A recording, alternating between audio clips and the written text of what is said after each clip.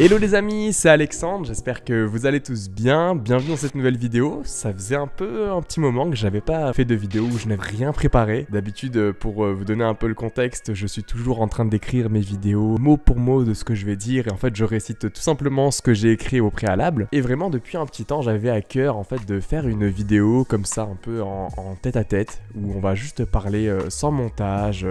Enfin, s'il y a un peu de montage quand même, plutôt sans écriture et on va vraiment parler de choses vraies. Et c'est pour ça que vous avez pu voir dans le titre de la vidéo où je vais répondre à des questions qu'on n'aurait jamais osé me poser. Et vous allez sûrement vous dire, mais qui est-ce qui a posé ces questions si c'est des questions qu'on n'a jamais osé te poser? Ben écoutez les amis, il y a un outil qui est merveilleux que tout le monde se sert aujourd'hui, c'est ChatGPT, c'est l'intelligence artificielle où tout simplement tu lui poses une question et lui il te pond un truc en 2 secondes. Je lui ai simplement posé la question, est-ce que tu peux me poser des questions qu'un chrétien n'oserait pas me poser sur la foi? Et il m'a pondu une liste avec des questions qui sont vraiment très pertinentes et je pense qu'ils vont en intéresser plus d'un. Donc vas-y, pose-toi toi aussi dans ton petit canapé un peu tranquille qui est différent d'habitude, c'est mon salon. Comme d'habitude, lâche ton petit pouce bleu, abonne-toi à la chaîne si ce n'est pas encore fait, partage cette vidéo à quelqu'un qui en aura besoin après l'avoir visionnée si tu trouves que ça a été bon. Et on est parti. As-tu déjà eu des moments où tu doutais sincèrement de l'existence de Dieu, où tu te demandais si ta foi reposait sur une illusion? Alors si je dois être honnête à 100%, et c'est ce que j'ai envie de faire à travers cette vidéo, que tu sois chrétien, que tu sois musulman, que tu sois juif, que tu sois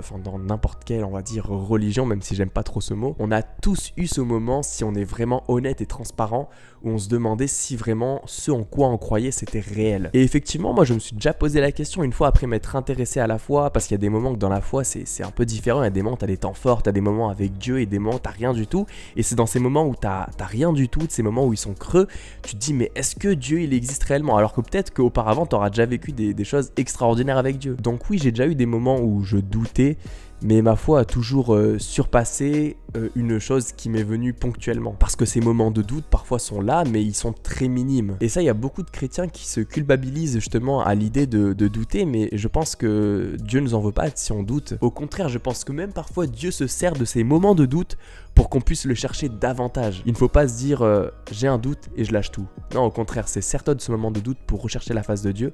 Et je pense que, comme le dit la parole dans Jérémie, si je ne me trompe pas, c'est que cherchez Dieu de tout votre cœur et il vous répondra.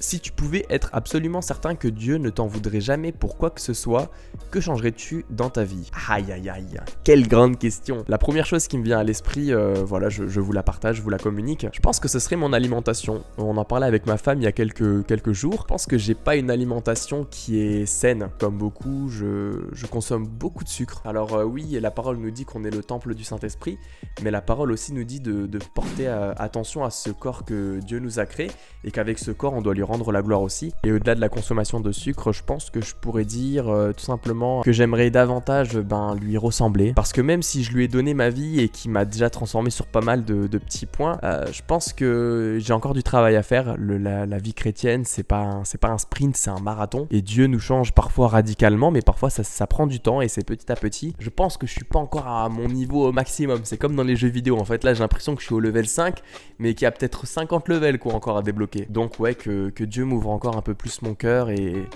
que je sois encore plus sensible à mon prochain et voilà. Y a-t-il des aspects de la Bible ou des enseignements chrétiens que tu trouves particulièrement difficiles à accepter ou même révoltants? Ça dépend comment est-ce que tu le vois en vrai. Ouais, je pense qu'il y a une partie de la Bible où au début en tout cas c'était difficile à accepter parce que je comprenais pas son message. Pour ceux qui ne savent pas, la Bible en fait elle est composée de 2 parties.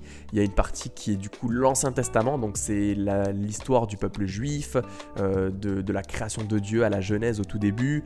Après on te raconte justement l'histoire d'Abraham, Moïse, Josué, et ainsi de suite. Du coup, ça c'est l'Ancien Testament. Et après l'Ancien Testament, il y a le Nouveau Testament. Qu'est-ce que c'est le Nouveau Testament? En fait, c'est des prophéties qui ont été accomplies.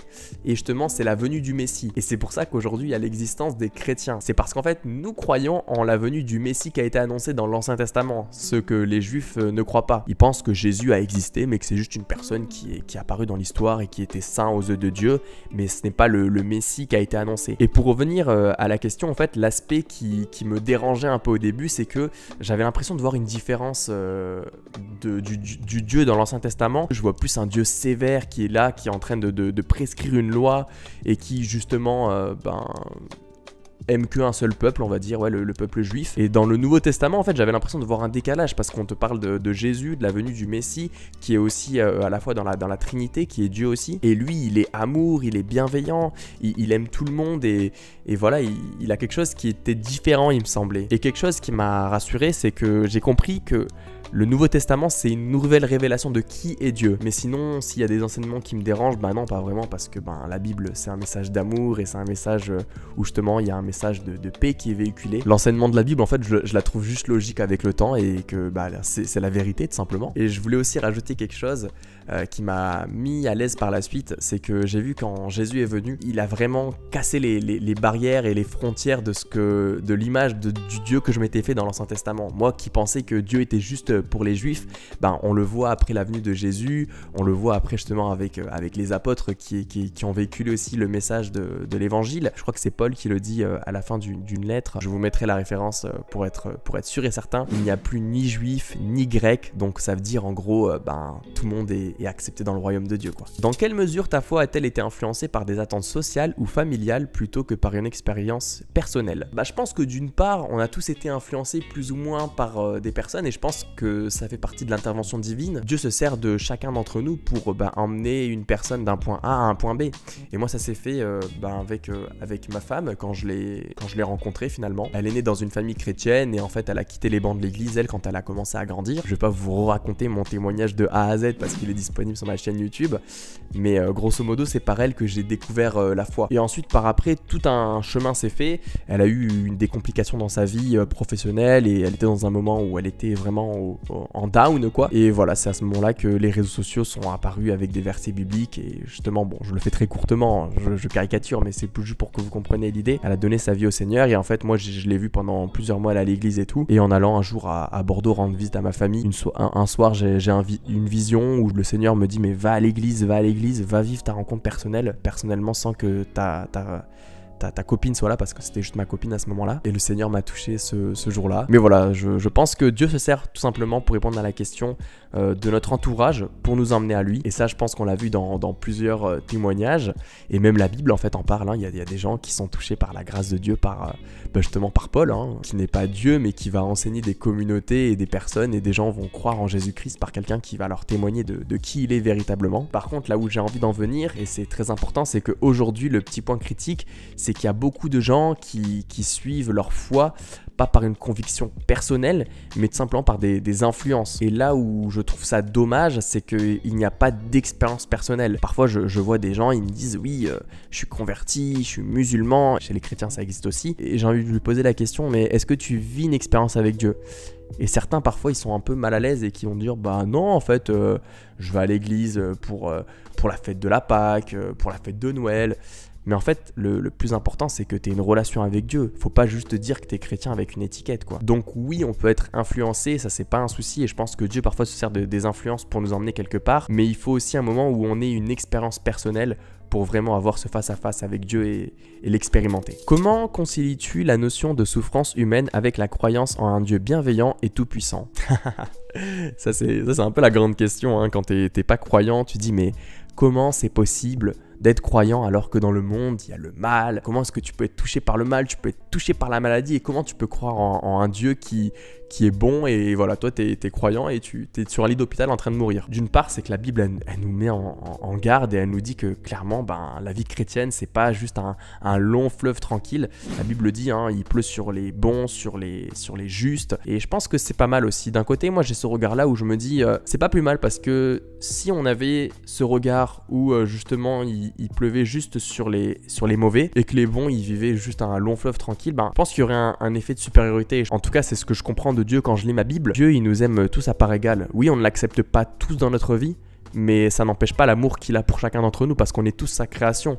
Moi, je suis chrétien, mais ça veut pas dire que Dieu m'aime plus que toi qui n'es peut-être pas croyant. Et je pense même au-delà que Dieu parfois se sert des moments d'épreuve pour qu'on se rapproche de lui. C'est par exemple ce qui se passe avec Job dans la Bible, un livre que j'aime tellement, je crois que c'est un de mes livres préférés, où Job, c'est un homme qui sert Dieu, qui aime Dieu, qui est... T'as l'impression en fait il a une vie qui est en alignement complet avec la loi de Dieu. Mais en fait, ce mec, il va perdre ses enfants, il va perdre ses biens, il va être touché par la maladie, même sa femme va lui dire mais maudit Dieu. Sauf que ce mec-là, en fait, malgré tout ce qui va lui arriver, il va rester attaché à Dieu. Et il va dire cette phrase, mais que j'aime tellement, en fait, je crois que je l'ai déjà dit dans plusieurs de mes vidéos, mais le Seigneur a donné, le Seigneur a repris, que le nom du Seigneur soit béni. Et ça, c'est tellement un cœur que j'aimerais prendre pour exemple, et je dis à Dieu tout le temps, mais donne-moi ce cœur de Job où même par la souffrance, que je puisse te louer et t'adorer. C'est peut-être triste à dire pour certains, mais il faut pas oublier dans notre tête qu'on n'est que de passage sur cette terre et que voilà, cette vie elle n'est que vanité, elle n'est que passagère. Alors je sais que pour les gens qui ne sont pas croyants, ça peut paraître totalement fou, mais faut bien se dire à l'idée que quand tu es croyant, ton espérance, ta vie, tu ne la bases pas sur ce que tu passes uniquement sur cette terre. Moi, je suis juste de passage, cette vidéo est éphémère. Moi, ce à quoi je pense, d'abord, c'est à mon expérience éternelle. Et mon expérience éternelle, ce que dit la Bible, c'est que si je place ma foi en Jésus-Christ, c'est que ma vie, je la passerai au paradis avec mes frères et sœurs en train de manger un bon repas dans la paix, avec la présence du Seigneur. Et c'est ça, ce en quoi je mise mon expérience. Donc pour moi, la souffrance humaine, c'est pas incompatible parce que la Bible me l'annonce dès le début. Si quelqu'un te prouvait qu'une partie de la Bible était historiquement fausse ou inexacte, cela affecterait-il ta foi? Elle est un peu compliquée cette question parce qu'en vrai, historiquement déjà, si aujourd'hui on est là 2000 ans plus tard après la venue de Jésus et qu'il y a des chrétiens, c'est parce que historiquement on n'a pas réussi à nous prouver A plus B que la venue de Jésus n'existait pas. Et même les preuves historiques nous prouvent que Jésus a existé en fait finalement. C'est juste que beaucoup d'hommes et de religions ont des avis différents sur la question, mais en tout cas, la venue de Jésus, on peut pas la nier encore aujourd'hui. Et même au-delà de la venue de Jésus, l'Ancien Testament, des lieux qui ont été cités dans la Bible, qu'ils existent et qu'il y a des événements qui sont passés, qui sont encore prouvables aujourd'hui, on peut pas me prouver historiquement que la Bible est fausse. Et aussi, moi je suis un consommateur de la Bible et je m'accroche que à ce livre en fait. Qu'est-ce qu'elle nous dit? Elle nous dit que la foi c'est une folie. Le fait d'avoir une foi, le fait de croire en quelque chose qu'on ne voit pas, c'est totalement fou. C'est de croire en quelque chose qu'on ne peut pas peut-être prouver A plus B. Y a-t-il des pratiques religieuses ou des rituels auxquels tu participes sans vraiment y croire? Déjà, je reviens sur le mot pratique religieuse. Moi, je me considère pas comme un religieux. Les gens, quand ils me posent des questions, mais toi, tu crois en quoi? T'es de quelle religion? Moi, je leur dis juste, je suis chrétien. Il y en a qui vont dire, ouais, je suis catholique. Il y en a qui vont dire, moi, je suis protestant. Enfin bref, des branches du christianisme. Moi, je dis juste, je suis chrétien parce que la Bible, quand on la lit, elle ne dit pas que voilà, il y a les chrétiens un tel, les chrétiens comme si. C'est juste les gens qui croient en Jésus, c'est des chrétiens. On appelle ça les petits Christ. C'est ce qui a été nommé justement après la venue de Jésus. C'est juste qu'après, il y a eu différentes branches qui ont été créées par les hommes, simplement parce qu'il y avait des croyances qui étaient différentes, des choses, des sensibilités qui ne se rejoignaient pas. Alors oui, c'est vrai que certains vont me cataloguer, qui vont me dire oui Alexandre, je le mets dans la branche des protestants et des évangéliques. C'est vrai, parce qu'en fait c'est ce à quoi mes croyances se rapprochent le plus. Mais voilà, j'aime pas me mettre dans une case, j'aime juste dire que je suis chrétien. J'ai pas envie qu'on me mette une pancarte avec la publicité des évangéliques, non c'est pas ça. Moi je suis juste chrétien, je crois en la Bible, je l'applique et je veux la vivre. Mais non, il n'y a pas de rituel auquel je participe en quel j'y crois pas, parce que tout ce que je lis, justement, je le crois, et toutes les pratiques religieuses qui ne sont pas dans la Bible, j'y crois pas et je le pratique pas. Donc ce qui n'est pas dans la Bible, pour moi c'est hop, outdoor. Et là je sens qu'il y en a qui vont me dire, mais pourquoi tu fêtes Noël alors? C'est un autre débat. J'ai fait une vidéo à ce sujet, si ça t'intéresse, t'auras la réponse. As-tu déjà eu l'impression que certains chrétiens ou églises mettent plus l'accent sur l'apparence de la foi que sur une vraie transformation intérieure? Alors oui, la réponse ça va être toute simple, c'est oui tout simplement. Faut pas oublier qu'on est des êtres humains et que ce soit des chrétiens, que ce soit des églises, il y a des dérives partout. Il y a des dérives dans notre société et ça touche aussi le milieu de l'église, faut pas l'oublier. C'est pour ça que je mets toujours l'accent et que je tiens à rappeler à chacun qu'il faut tout le temps vérifier ce qu'on vous enseigne.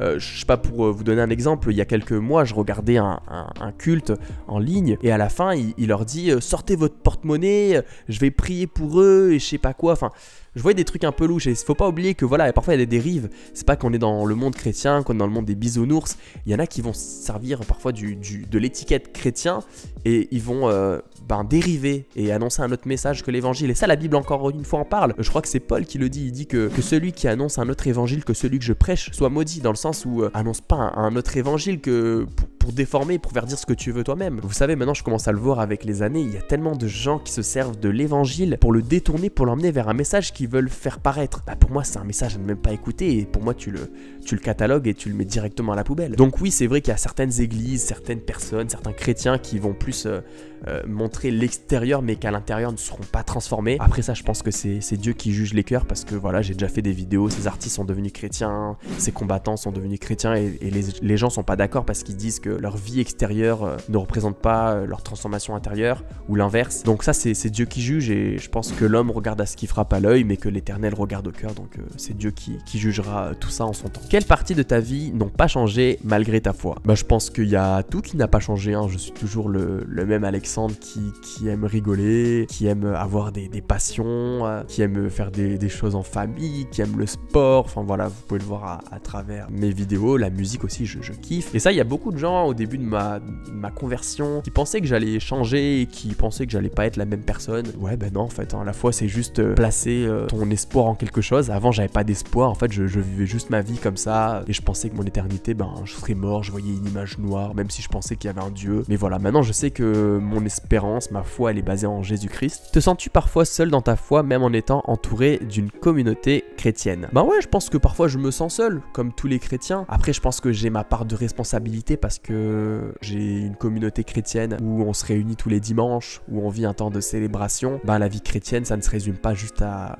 le dimanche à l'église. C'est tout aussi une vie qui se construit autour. La vie chrétienne, c'est parfois se réunir la semaine pour prier les uns avec les autres, avoir des frères et des sœurs en Christ que tu ne vois pas simplement le dimanche, mais que tu peux voir à des occasions. Et c'est pour ça que moi, pour ma part, bah, j'ai rejoint des groupes dans mon église où je sers, que ce soit actuellement dans la communication, parce que j'aime beaucoup la communication, et un groupe où je fais de la régie vidéo, donc ça veut dire que c'est en gros du streaming, donc vous gérez les caméras, le stream, ça c'est toujours un truc qui m'a animé. Bah, du coup, le fait de rejoindre ces groupes-là et le fait de servir pour Dieu, bah, ça m'a permis aussi d'être entouré, d'avoir des gens avec qui je peux échanger de temps en temps. Donc voilà, après parfois c'est vrai qu'on peut se sentir seul, parce que voilà, il y a la routine de la semaine où on est parfois au travail, voilà, donc il y a des moments où on peut se sentir seul, c'est vrai, mais après il faut tout faire pour être entouré. C'est pour ça que c'est important de rejoindre parfois des groupes de maison, parfois servir dans l'église. Il faut tout faire pour qu'on puisse se sentir le mieux possible. Et ben voilà les amis, c'est ainsi que se termine cette vidéo. J'espère que vous l'aurez vraiment apprécié, un petit moment chill, un petit moment qui n'est pas du tout préparé. Donc veuillez m'excuser d'avance si j'ai parfois bafouillé, si je dis parfois des mots de travers. Ma femme, ça la rend dingue parce qu'elle est professeure des écoles, et dès que je dis une petite faute, elle dit mais là t'as pas dit ça, c'est pas bon ce que t'as dit. Donc excusez-moi, soyez indulgents, je suis sauvé par grâce. Heureusement que je suis pas sauvé sur mon orthographe, parce que n'oubliez pas de lâcher un petit pouce bleu à cette vidéo, de vous abonner à la chaîne si ce n'est pas encore fait. C'est un truc de dingue, vous êtes de plus en plus à vous abonner, ça me fait vraiment chaud au cœur. Si vous avez aimé ce style de vidéo qui est un peu plus cocooning, qui est un peu plus tranquille, mais qu'on parle des choses vraies et sans forcément écrire un script pour parler d'un sujet, dites-le moi, peut-être qu'on peut en refaire comme ça, peut-être on peut pousser le concept plus loin. En tout cas, n'hésitez pas à me dire tout ça dans les commentaires, j'attends votre avis. C'était Alexandre les amis, je vous dis à bientôt, bye bye.